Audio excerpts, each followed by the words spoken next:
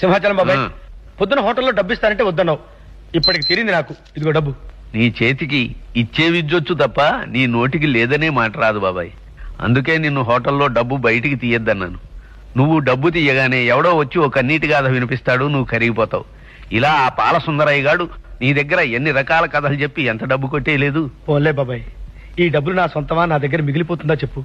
పోయేటప్పుడు చేసిన పుణ్యం మూట తీసుకెళ్లగలను తప్ప దాచిన డబ్బుల మూట తీసుకెళ్లగలమా?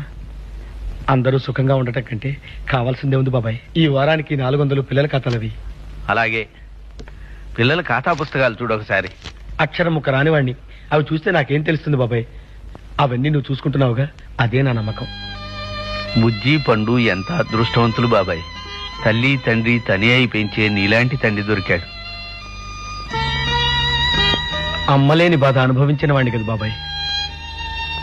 గుండెల్ని పిండి చేసే ఆ బాధ పగవాడికి కూడా వద్దు. నా చిన్నతనంలో అప్పుడు నాకు 4 ఏళ్ళు.